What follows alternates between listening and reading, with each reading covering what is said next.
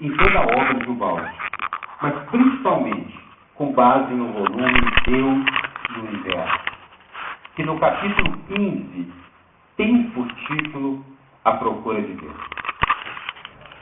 A obra de Ubaldi é muito extensa. Nós ouvimos aqui na apresentação que são mais de 24 volumes, mais de 10.000 páginas. E nós nos perguntamos, que força move alguém para escrever uma obra assim, tão extensa, sabendo inclusive que essa obra foi construída ao longo de mais de 40 anos, num processo de renúncia pessoal que incluiu momentos de muita bravura, de muita coragem, de muita dificuldade e de muita superação. Que força é essa que faz com que alguém realize esse trabalho? Por que isso? Nós poderíamos interrogar também que força é essa que faz com que outras pessoas leiam essas 10.000 páginas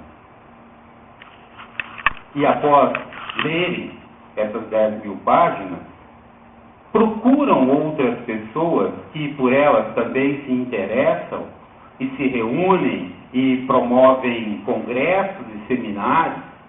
Que força é essa que faz com que esse seminário aconteça? E que força é essa que atrai as pessoas até aqui para nos ouvir? Em resumo, que força é essa que nos tirou de casa hoje e nos trouxe até aqui?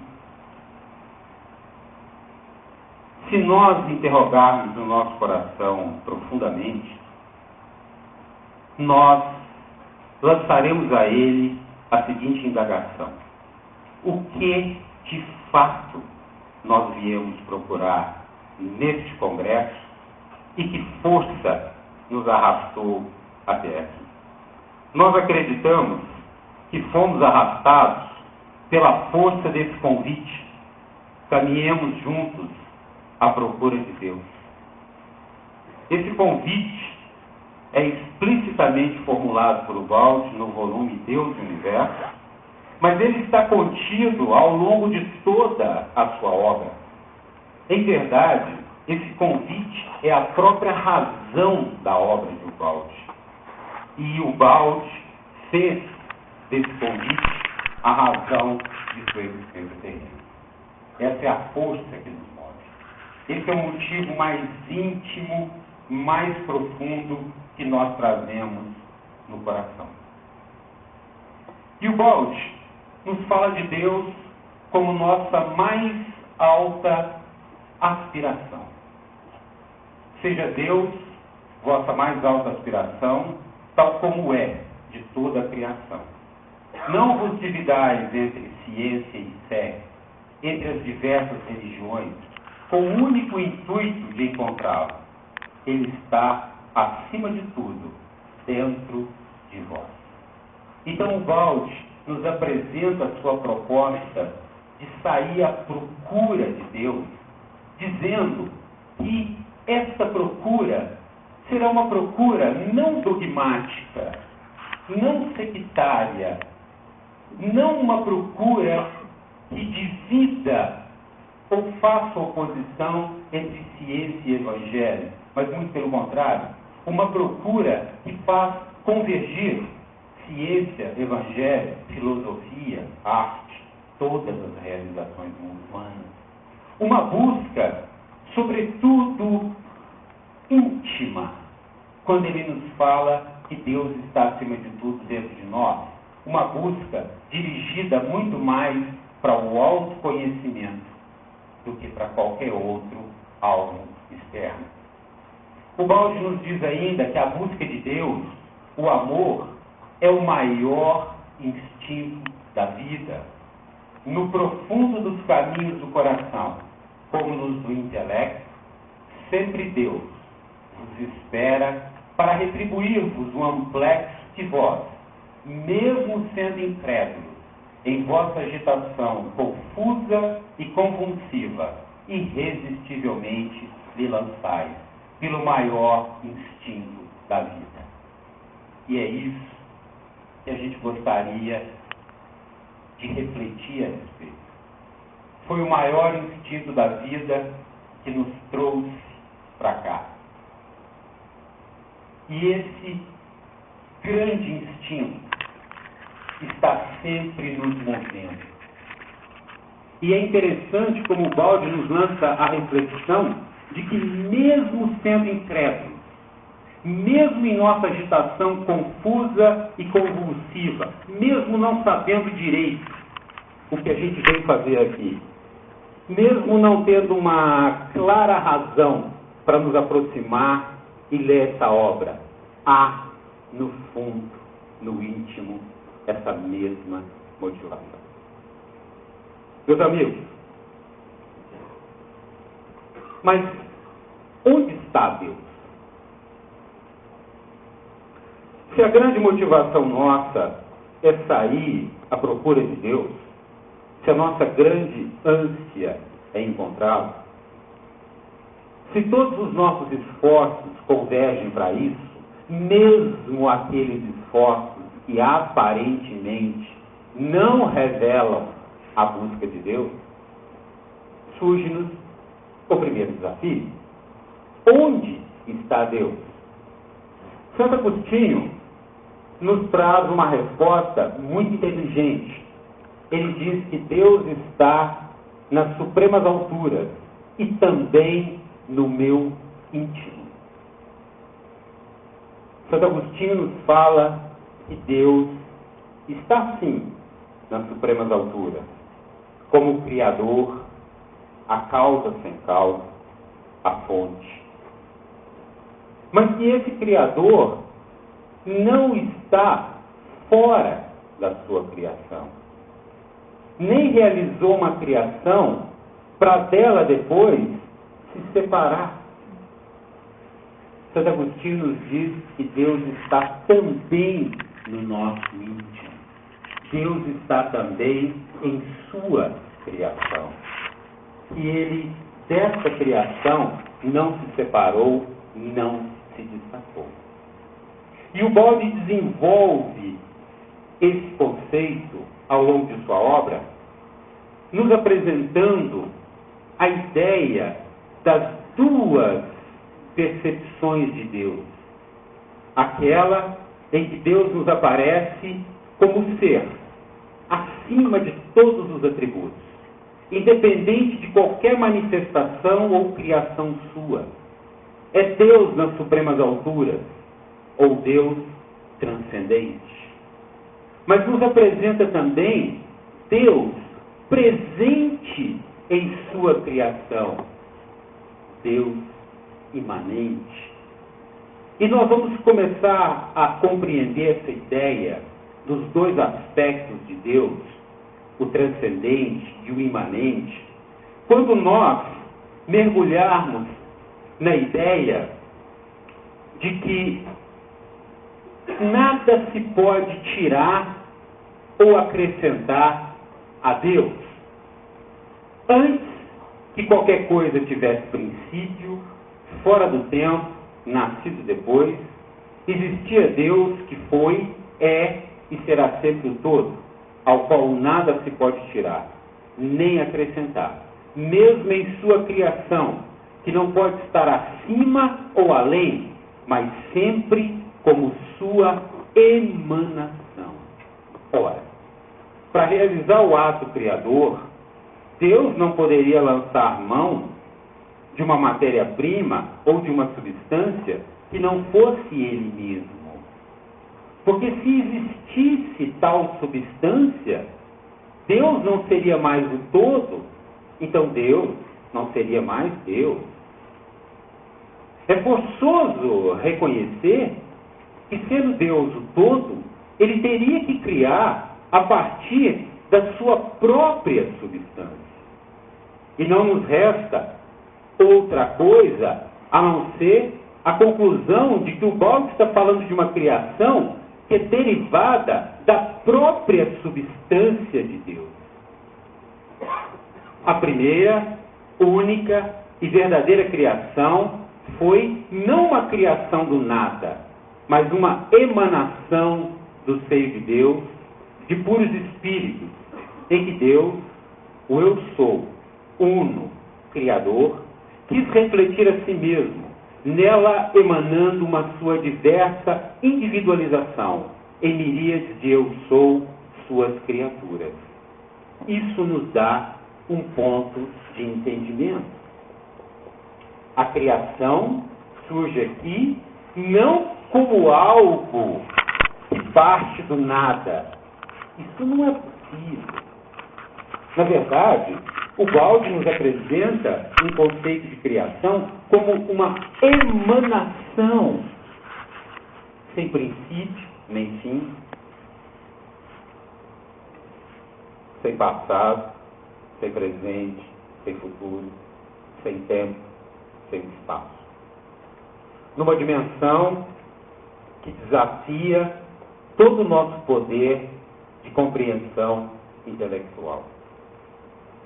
Ora,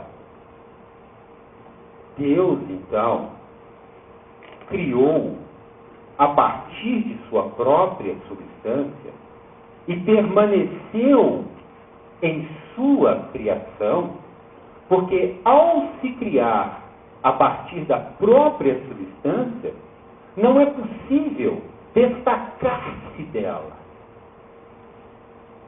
A criação de Deus não é como a criação humana, que acontece de fora e que depois exige constante manutenção. A criação de Deus é íntima. E Deus não tem como dela se separar ou se destacar.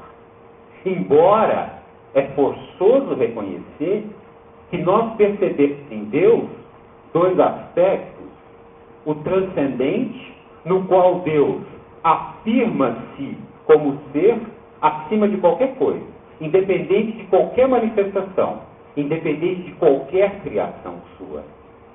Então nós podemos, talvez, nos dar ao conceito de um Deus independente de sua criação, mas jamais de uma criação independente ou fora de Deus. Essa hipótese é inaceitável.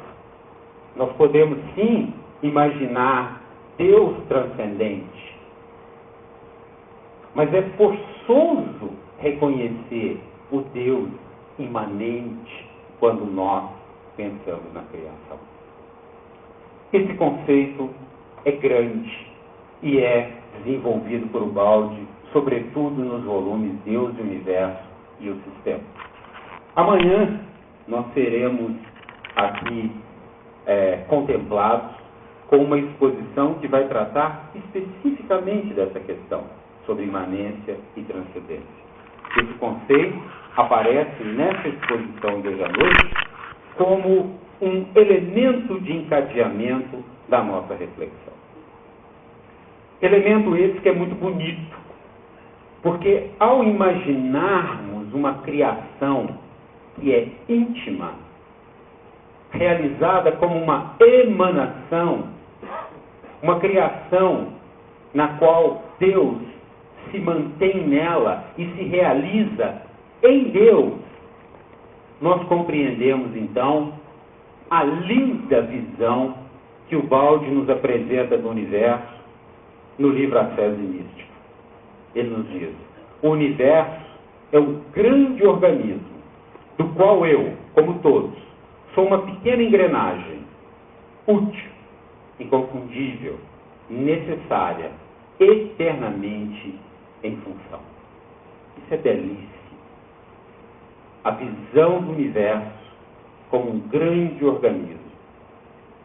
Organismo esse que tem uma alma, que é Deus. E por ser um organismo, ele há de ser formado por partes. E cada uma dessas partes há de conter em si vida. Um organismo não é algo homogêneo, indiferenciado. Muito pelo contrário, um organismo é algo diferenciado, hierarquicamente construído, com base em elementos, peças ou engrenagens que têm vida, ação, que reproduzem em cada uma delas o esquema maior no qual elas se encontram. E essa visão do universo como organismo, que revela cada um de nós como uma engrenagem desse organismo, engrenagem essa que é útil, que é inconfundível, cada uma delas desempenhando um diferente papel e, sobretudo, necessária, eternamente em função. Olha, essa ordem de coisas, esse tipo de reflexão, nos faz sempre interrogar esse impulso de vida que há em cada uma das engrenagens desse organismo. O Balde, também, agora em Asnoures, nos diz que na profundeza das coisas existe indiscutivelmente um princípio que as governa. O Balde nos traz a ideia de que tudo que nós podemos perceber com os nossos sentidos é, em verdade, a manifestação ou a exteriorização de um princípio. Que tudo, seja átomo, pedra, formação geológica, planeta, galáxia, sistema solar, planta, reino vegetal, célula animal, homem, reino humano, não importa. Tudo, na profundeza de tudo, na profundeza de cada uma das coisas, existe um princípio que as governa. E quando a gente vê as coisas, ou quando a gente percebe a existência das coisas à nossa volta, nós estamos entrando em contato com a manifestação desse princípio. O mesmo princípio que é capaz de se manifestar como matéria, depois como energia, depois como planta, depois como animal, depois como homem, depois como super-homem, o mesmo princípio constante, manifestando-se de infinitas maneiras e exteriorizando a nossa percepção infinitas formas. Essa ideia é muito interessante e nós poderíamos fazer uma analogia com o dançarino oriental.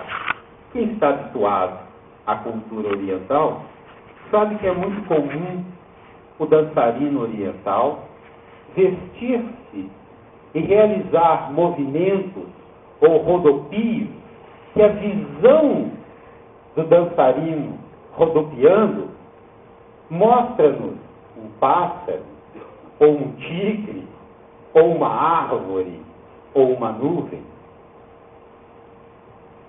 Se nós pudéssemos compreender que quando a gente vê um pássaro, uma planta, uma nuvem, em verdade nós estamos vendo a exteriorização de um dançarino, que é sempre o mesmo. Que o fato da gente ver árvore, ou planta, ou animal, ou homem, é porque aquele dançarino está realizando um diferente passo. Ele rodopia de uma maneira e se apresenta como um pássaro, rodopia de outra e se apresenta como uma árvore. Mas ele é sempre o mesmo. Ele é sempre constante.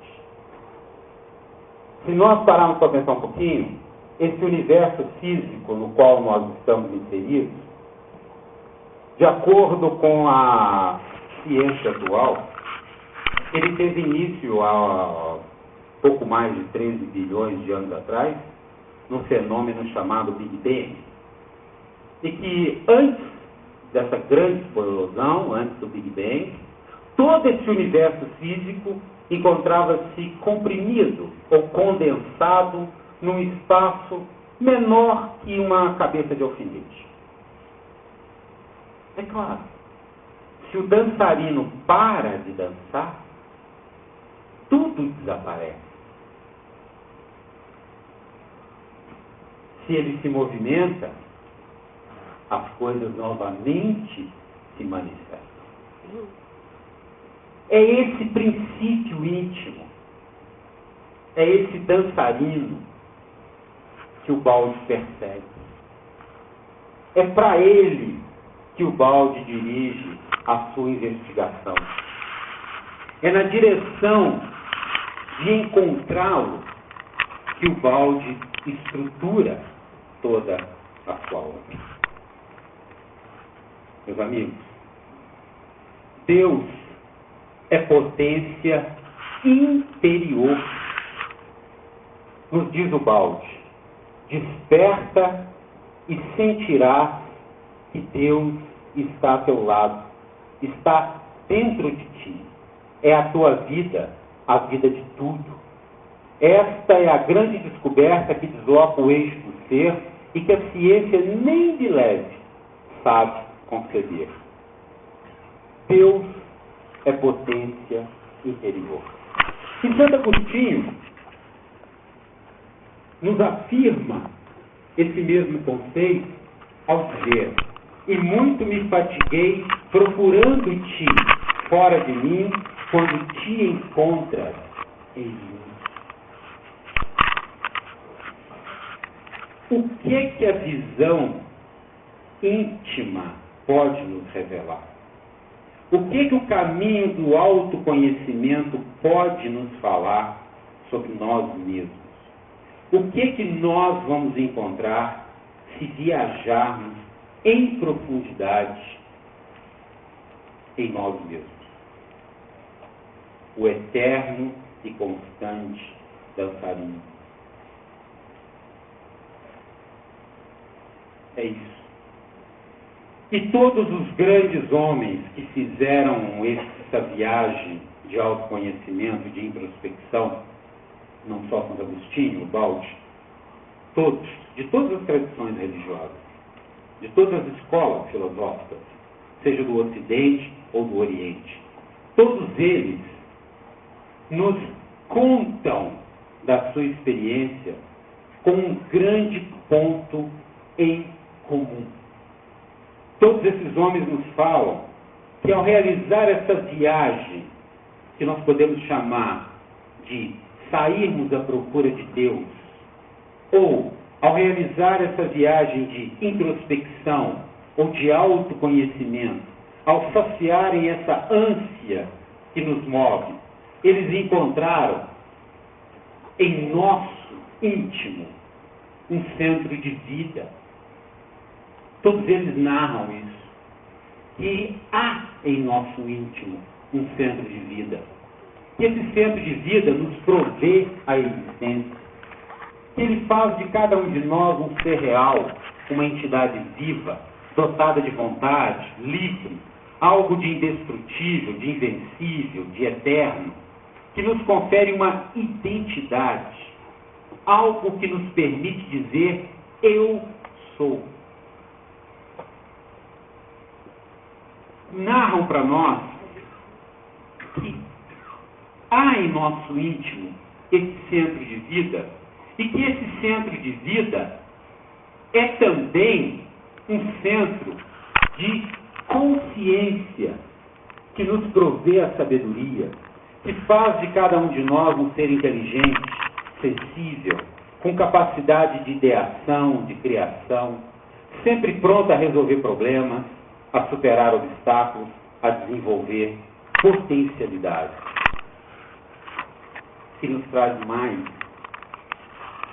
não só que há no nosso íntimo um centro de vida, que é também um centro de consciência, e é também um centro de amor.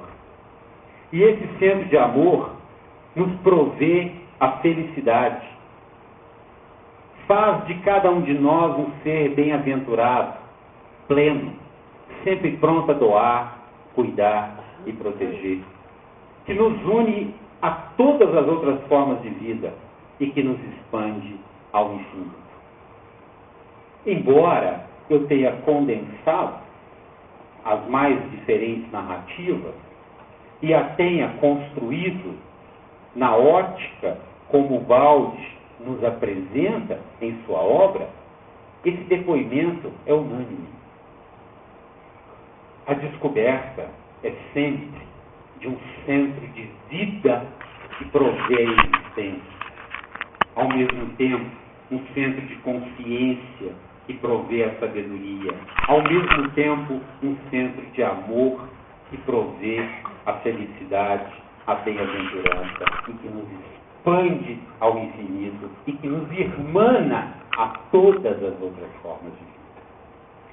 Essa experiência, ou esse centro de vida, consciência e amor, é o Deus imanente, o Espírito, a substância de que somos feitos. Ele é o Pai que habita em nós. Ele é a centelha da divina chama. Ele é a nossa natureza mais íntima. Ele é o Cristo interno. Ele é o eu superior. Ele é o eu sou. Enfim, ele é a nossa única, verdadeira e eterna identidade.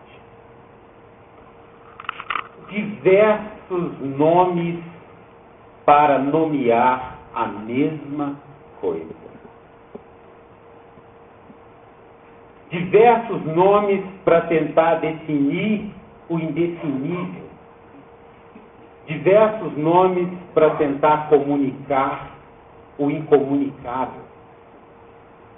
Porque esse centro de vida, consciência e amor, que nós podemos chamar de Espírito, podemos chamar de Pai que habita em nós, podemos chamar de centelha da divina chama, de Cristo interno, de eu superior, de eu sou, seja lá o que for, ela só pode ser conhecida por contato direto.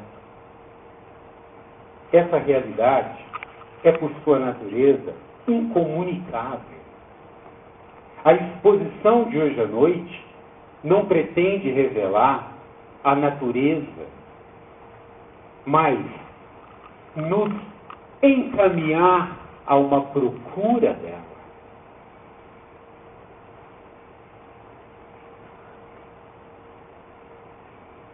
Para aqueles que viveram a experiência de contato direto com essa fonte de vida, consciência e graça, não importa o nome que isso tem. Importa muito a experiência que isso trouxe. E nós, que ansiamos por esse contato, estamos, de certa forma, nos preparando para essa busca, porque talvez é mais fácil encontrar aquilo do que se tem, pelo menos, uma vaga ideia, do que procurar por algo, não se sabe onde. Mas o fato é que essa experiência de contato com esse centro de vida, consciência e graça, produziu em todos aqueles que tiveram a bem-aventurança de viver uma experiência muito importante, a identificação do ser com a substância de que ele é feito. Ou seja, ao se estabelecer contato com esse centro, todos que viveram essa graça identificaram-se com esse centro. Jesus nos traz em João 10:30, eu e o Pai somos um, num testemunho de que ele estabeleceu contato com esse centro essencial e se identificou tão profundamente com esse centro que disse, eu e esse centro de vida que há em mim somos um. Não que o Cristo quisesse tomar o lugar do Pai. Não, claro que não. Foi assim que os judeus de sua época o compreenderam. Não. Jesus não estava dizendo que ele queria tomar o lugar do Criador, do Deus transcendente. Claro que não. Ele dizia apenas que reconhecia que era feito da substância desse ser. E que esse ser permanecia nessa substância da qual ele era feito, e que ele entendia ser essa substância a sua única, verdadeira e definitiva identidade. A esse propósito, Jesus nos traz uma interessante parábola em Mateus 13:44. Também o reino dos céus é como Jesus chama essa fonte de vida, consciência e graça que é em nós. Reino dos céus é o nome que ele escolheu para o mistério. Reino dos céus é como ele chama a centelha da divina chama, o nosso eu superior, o eu sou, enfim. Também o reino dos céus é semelhante a um tesouro escondido num campo, que um homem achou e escondeu. E pelo gozo dele, vai, vende tudo quanto tem e compra aquele campo. É claro isso aqui.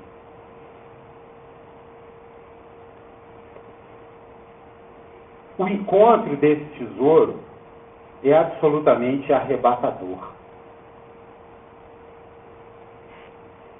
E essa identificação é irresistível. E nós, em nossa situação, nos perguntamos: como encontrar tal tesouro? Como entrar na posse dessa herança? Como beber dessa fonte? Como estabelecer esse contato?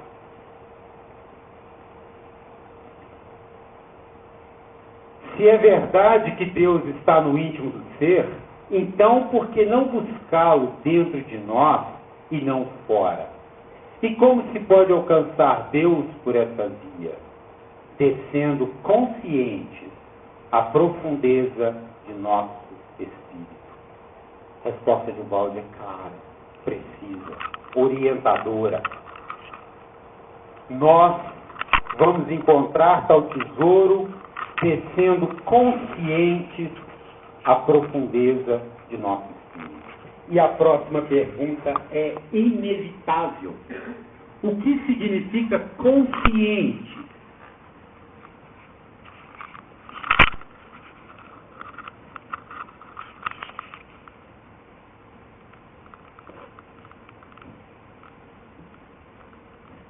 Nós, na nossa cultura ocidental,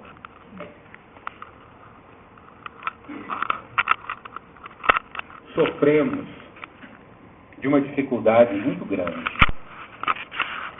Nos relacionamos muito mal com uma série de conceitos que permanecem na nossa cultura muito vagos e imprecisos. Esse é um deles. O que é consciência? Descendo consciente à profundeza de nosso espírito. Consciente é o quê? Dormindo, acordado? É um transe? Como é que é? Agora eu estou no transe e depois vou ficar consciente? Ou agora eu estou consciente e depois vou ficar no transe? Enfim, o que é isso?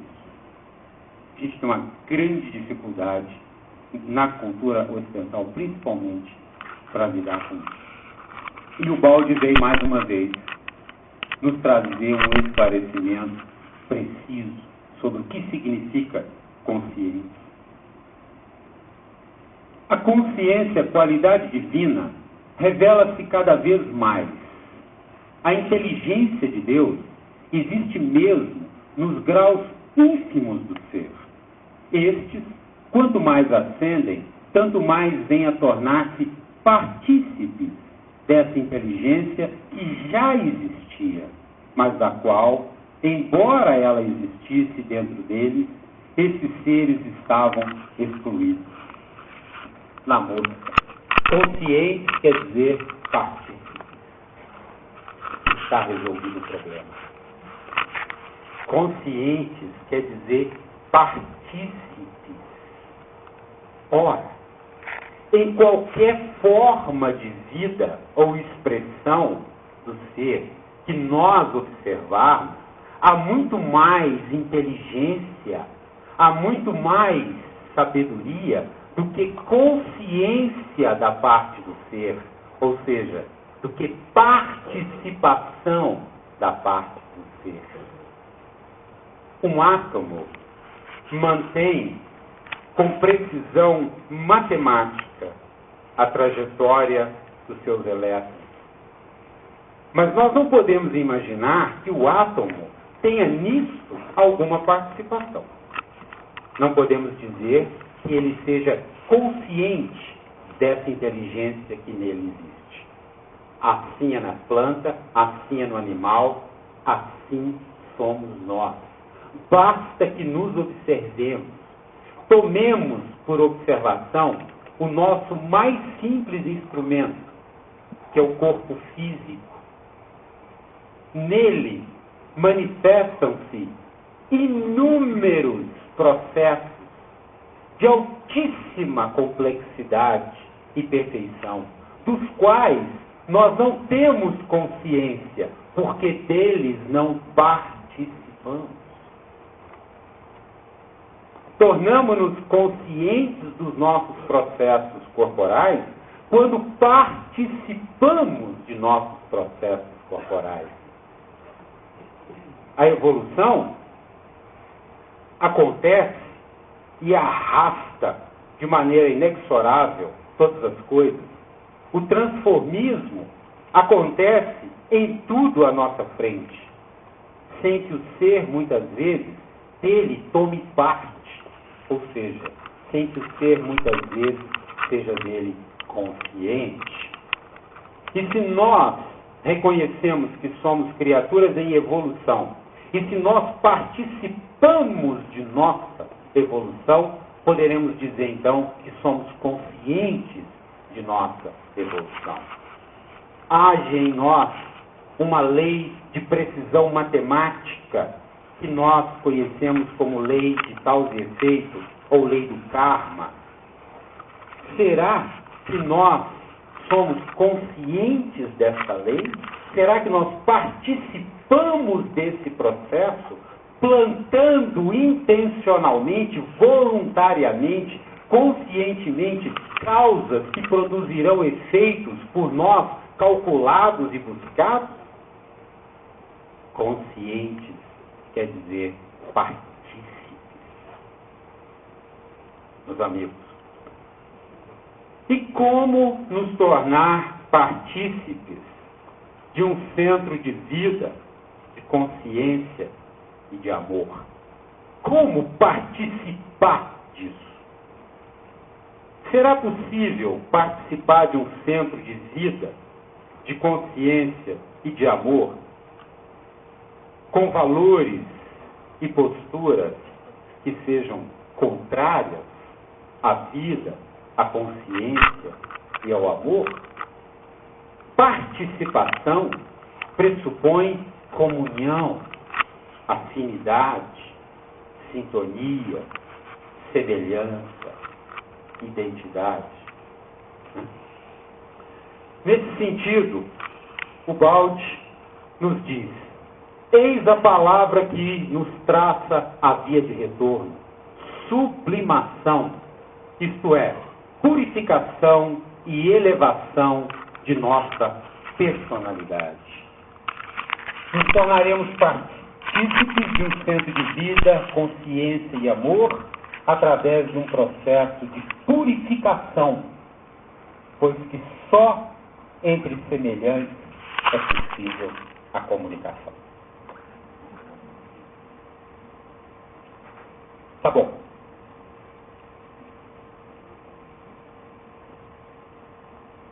A purificação, a nossa purificação, é a condição para que nos tornemos partícipes desse centro de vida, consciência e graça. Ou seja, para que desçamos conscientes à profundeza de nosso espírito. Jesus, lá no Sermão do Monte, nos diz: bem-aventurados os puros de coração, porque eles verão a Deus. Bem-aventurados os puros de coração, porque eles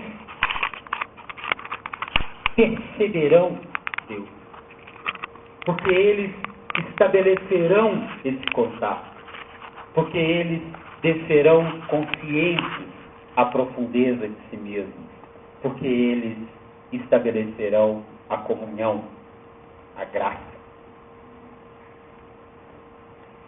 E a pergunta mais importante, talvez, é essa: o que nos contamina o coração e impede que vejamos a Deus?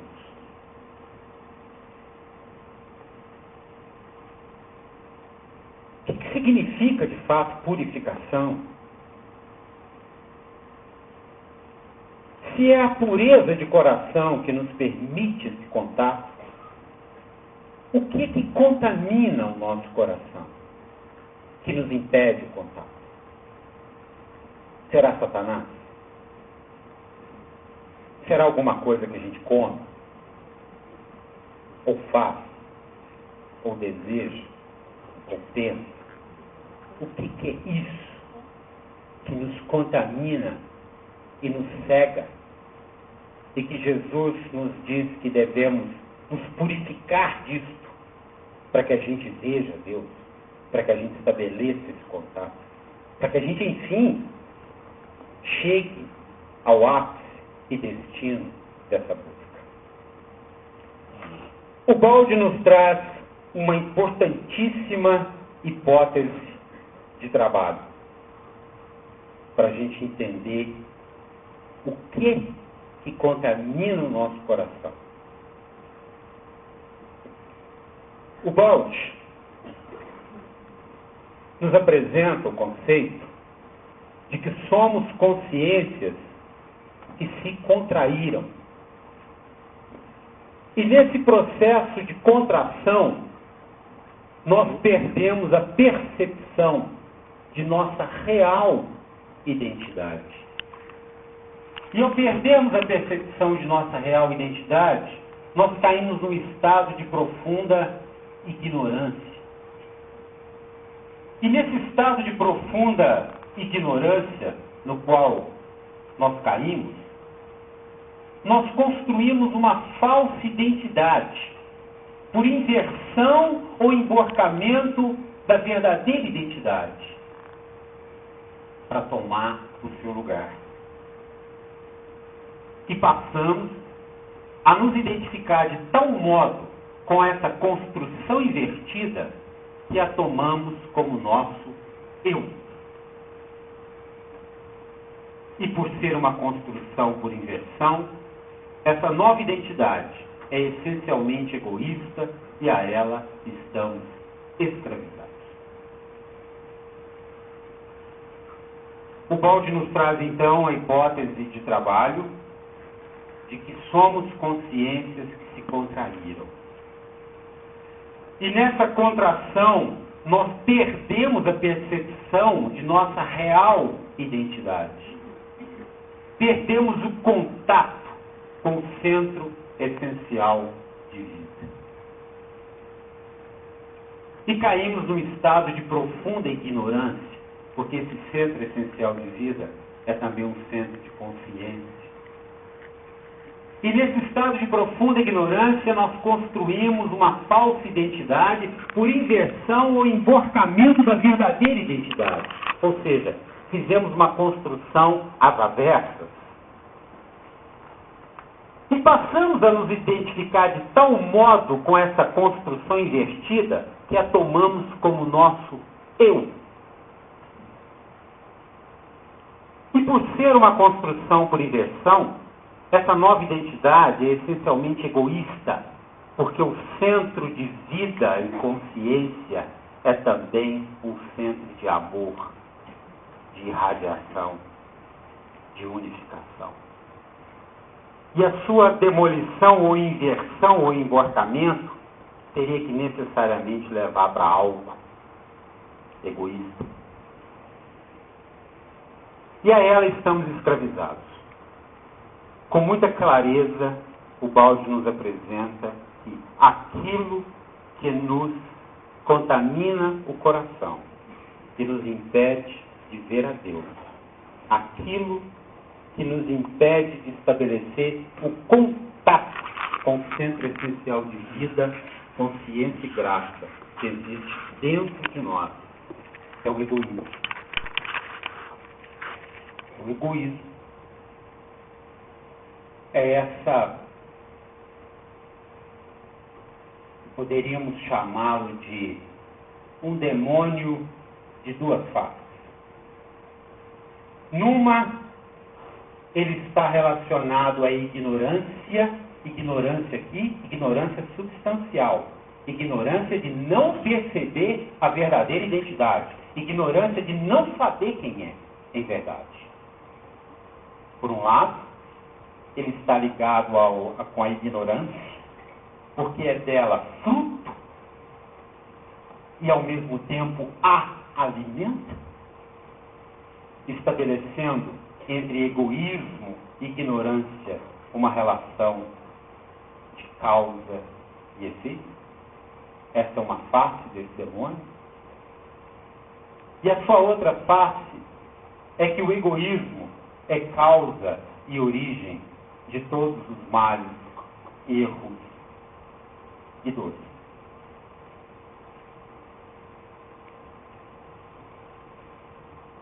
Essa é a hipótese de trabalho. Essa é a pista. É isso que o balde nos oferece como elemento, como bússola dessa nossa procura. Egoísmo.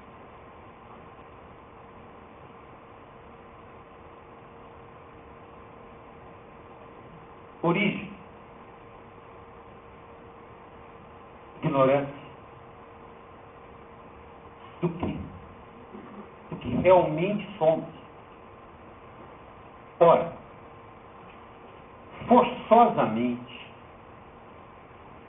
se perdemos a percepção de quem somos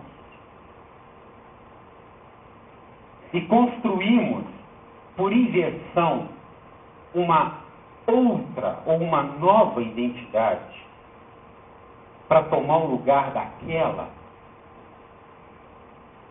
que perdemos a percepção, e sendo nossa real identidade um centro de vida, consciência e amor, a falsa ou emborcada identidade há de fazer com que a vida desmorone na morte.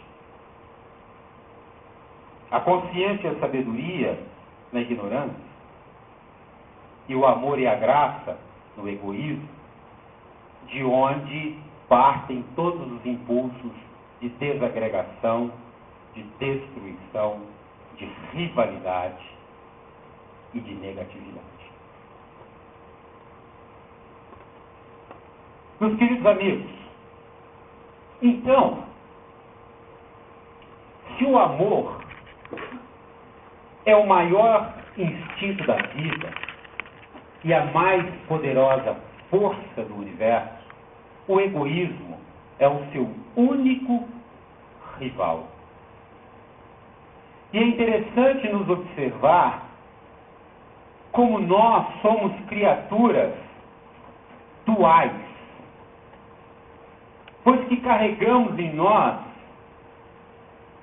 essas duas potências. Uma verdadeira que jamais nos abandonou. Por maior que tenha sido a contração de nossa consciência, por mais profunda que tenha sido a ignorância no qual caímos, por perder a percepção de quem nós somos, nós continuamos sendo centelhas da divina chama. E embora nós tenhamos construído uma outra identidade, e com ela nos identificamos, a verdadeira não morreu. Por isso é que dentro de nós há luz e sombra. Por isso é que bem e mal existem no nosso íntimo. E é por isso que somos criaturas divididas entre a vida e a morte, entre o ser e o não ser, entre a consciência e a sabedoria e a ignorância, entre o amor que cuida, que protege, e o egoísmo que destrói e rivaliza. Talvez essa fotografia, se é que ela pode ser bem percebida por vocês, da distância onde se encontram, ela fala muito de nós, porque há algo nela de terrível, que é a guerra, e de sublime, que é a compaixão. Há algo nela de brutal e devastador, que é a força, mas há algo nela também de doce e encantador, que é o quanto é desprotegida essa criança e quanto é heróica e brava a atitude desse soldado. E nesse instante, céu e terra, bem e mal, luz e sombra se encontram.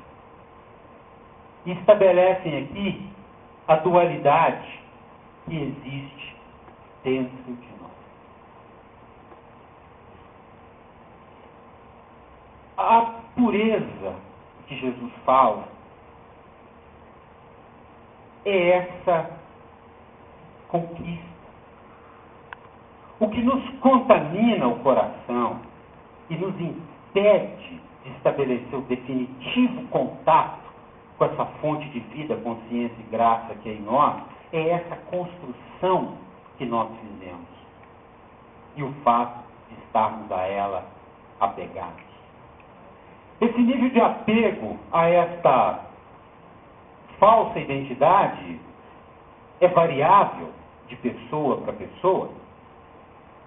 Existem aqueles que acreditam ser tão somente um corpo e nada mais. Outros já caminharam um pouco mais e já descobriram que com a morte do corpo algo sobrevive e identificam-se com esse algo que sobrevive, mas não conseguem compreender que esse algo não é uma personalidade. E esse algo não é nem rico nem pobre, nem homem nem mulher, nem brasileiro, nem coreano. Muitos de nós, nos estágios mais iniciais, acreditam ser um corpo. E acreditam que a existência nasce com esse corpo e termina com ele. Outros acreditam que somos uma mente. Identifica-se com a mente, com os pensamentos, com as ideias, com os conceitos. Outros vão além disso. Mas a verdadeira diferença se estabelece quando o ser reconhece que ele é essencialmente uma centelha da divina chama. Isso é o que faz toda a diferença. Isso é o que é capaz de vencer o egoísmo. Então, meus amigos, ignorância, egoísmo e sofrimento alimentam-se mutuamente. São um comida e corpo do outro.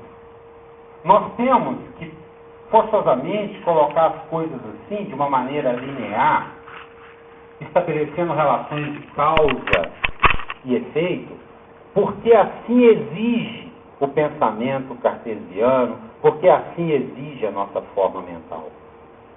Mas, em verdade, ignorância, egoísmo e trevas são processos interdependentes que basta que se atue em um desses pontos para que se veja o reflexo construtivo sobre os outros.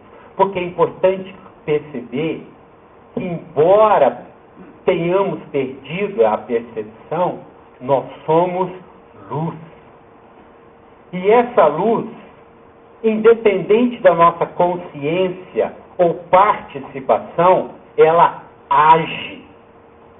Então, quando nós nos instruímos um pouco e nos afastamos um pouquinho da ignorância, cede o nosso egoísmo e diminui as condições dolorosas e adversas da nossa vida.